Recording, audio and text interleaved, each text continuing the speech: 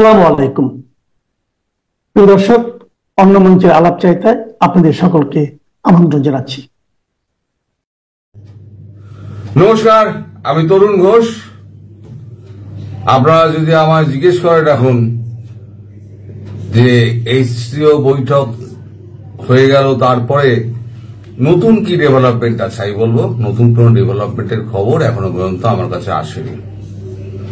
তবে আপনাদের দেশে দুটো ডেভেলপমেন্ট হচ্ছে। এক হচ্ছে সেনাপ্রধান ওয়াকারুজ্জামান যে কোনো সময় তার তক্তা পালট হতে পারে, নিশ্চিত। এখন তিনি ভারতের কথা শুনে দৌড়দৌড়ি করছেন নাকি নিজের গর্দান বাঁচানোর জন্য দৌড়দৌড়ি করছেন, সেটা এখন বড় প্রশ্ন। সেটা ভবিষ্যৎ বলে দেবে। আর একটা খবর হচ্ছে ডক্টর মোহাম্মদ ইউনূস তিনি প্রাণান্তকর চেষ্টা করছেন বিভিন্ন দেশে যোগাযোগ করার। ফ্রান্স, ইটালি, জার্মানি, তারপর আপনার কি বলে স্পেন, যে কোনো একটা ইউরোপিয়ান দেশে গিয়ে তার থাকার জন্য ব্যবস্থা করবেন, এরকম একটা চেষ্টা উনি করছেন। অলরেডি ফ্রান্স না করে দিয়েছে, ইটালির মেনোলি না করে দিয়েছে, জার্মান চ্যান্সেলর না করে দিয়েছে। এখন বাকি রইল আর দু চারটে দেশ। কিন্তু ইউএই আর আপনার সৌদি আরব এরা না করেছে কি করেনি সেই খবর এখনো পর্যন্ত আমাদের কাছে এসে পৌঁছায়নি। তবে উনি প্রাণান্তকর চেষ্টা করছেন।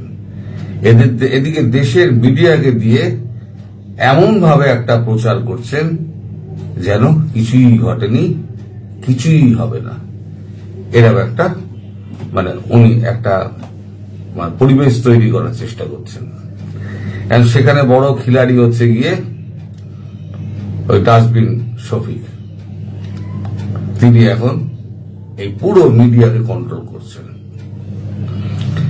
আর একটা নতুন খবর যেটা আপনাদের চোখের সামনে তৈরি হচ্ছে, আপনারা কতটা ধরতে পারছেন কতটা ধরতে পারছেন না তা আমি জানি না, কিন্তু একটু খেয়াল করলেই বুঝতে পারবেন যে আপনাদের চোখের সামনে কিছু একটা পরিবর্তন হচ্ছে।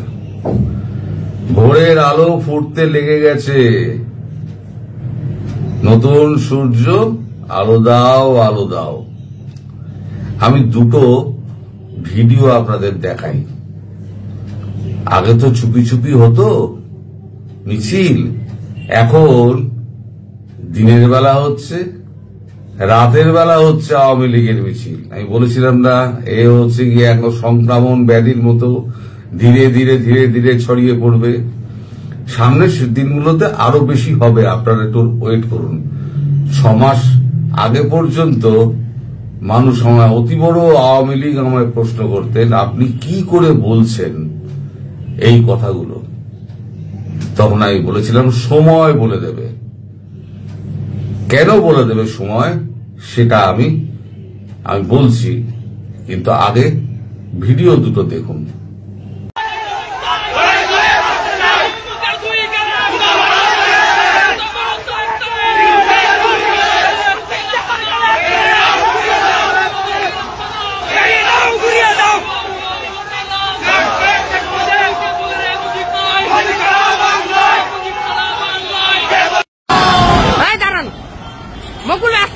দাঁড়ান।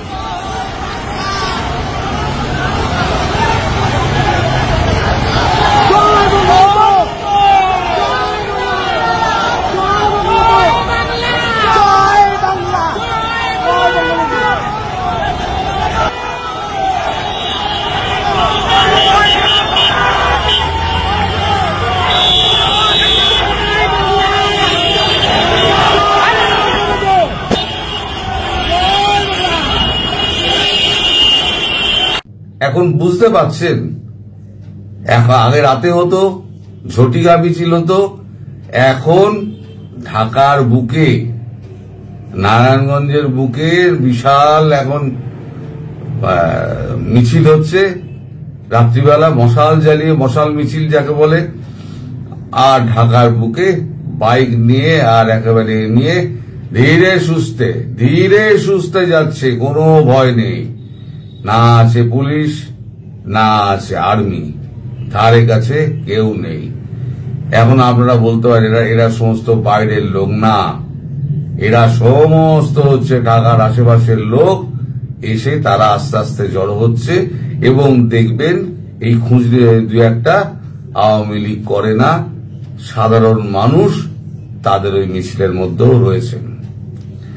কারণ আমি এই কারণে বলতাম সময়ের জন্য অপেক্ষা করুন, সময় সবকিছু বলে দেবে। কারণ কি জানেন?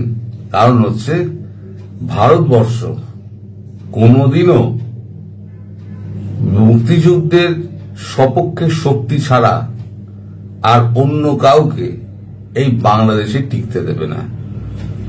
আর এখন যা পরিস্থিতি হয়েছে তাতে মোহাম্মদ ইউনূস বুঝে গিয়েছে যে কূটনৈতিক ভাবে আমার উপরে যে প্রেসার আসবে তা আমি রাখতে পারবো না। তার উপদেষ্টা যারা আছেন তারা মোটামুটি মনস্থির করে নিয়েছেন যে তারা আর কিছু বলবেন না।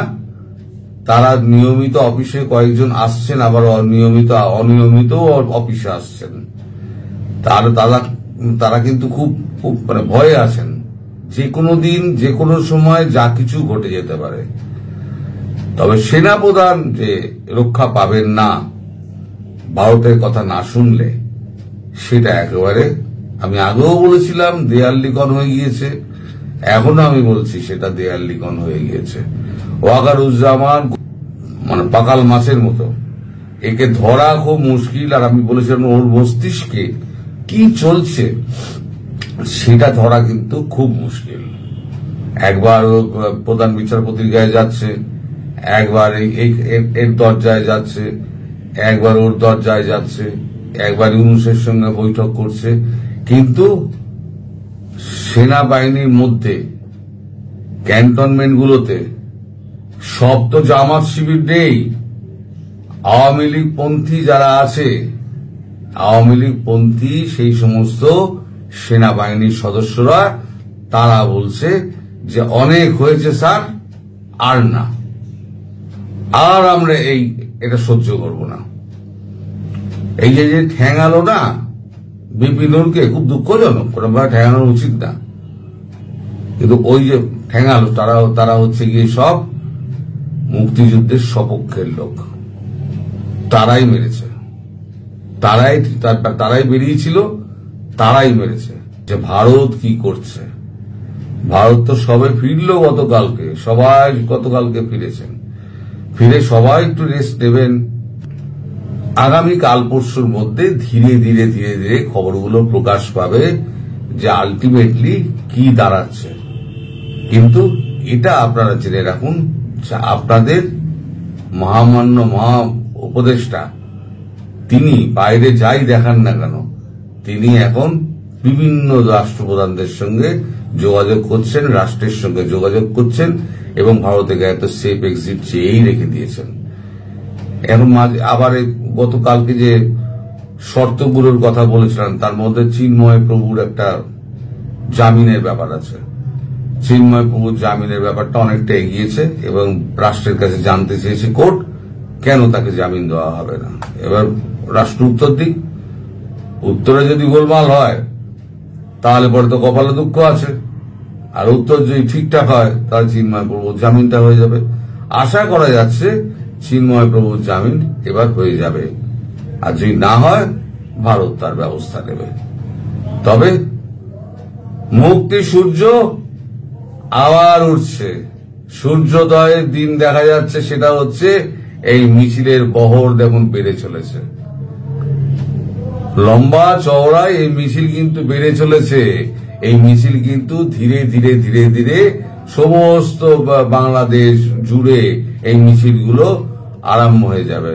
ধন্যবাদ আওয়ামী লীগ কর্মীদের, তারা এতদিন বাদে তারা জেগেছে, তারা 13 মাস বাদে জেগেছে, কিন্তু যখন জেগেছে তখন জানবেন যার এর একেবারে শেষ দিকে তারা ছাড়বে, তার আগে তারা ঘরে ঢুকবে না।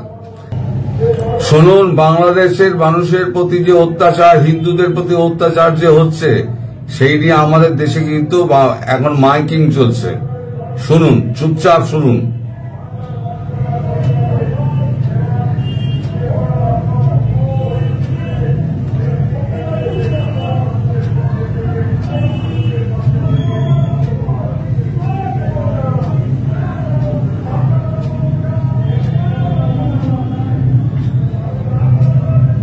পুরো বাংলার বাঙালিরা পুরো রাস্তায় নেমে গেছে। বাংলাদেশের হিন্দুদের হাল যা হয়েছে আর বসে দেখা যাচ্ছে না। এইবার ভারতবর্ষে কিছু করতে হবে। এখন এখানে কিন্তু রাজ্য সরকারের কিছু করার নেই। সাধারণ মানুষ রাস্তায় নেমে পড়েছে। সাধারণ মানুষ মাইক ভাড়া করে এই অটো করে মিছিল করতে করতে, অটো নিয়ে মাইক বাজাতে মিছিল করতে করতে যাচ্ছে। এই হচ্ছে বাংলার অবস্থা, যে হিন্দু এবং আওয়ামী লীগ সদস্যদের ওপরে যেভাবে নির্মম অত্যাচার করছে এই ইউনূস সরকার, তাকে তুলে একেবারে সমুদ্রে ফেলে দাও, সেটাই হচ্ছে দাগ হচ্ছে ওই মিছিলের মধ্যে। সুতরাং একটু অপেক্ষা করুন। দিন 10-15, আমি বলেছি না, দিন 10-15 মধ্যে ঘটনাবহুল বাংলাদেশ হবে, ঘটনাবহুল বাংলাদেশই হবে। আপনারা সবাই ভালো থাকবেন, সুস্থ থাকবেন এবং সাবধানে থাকবেন। নমস্কার।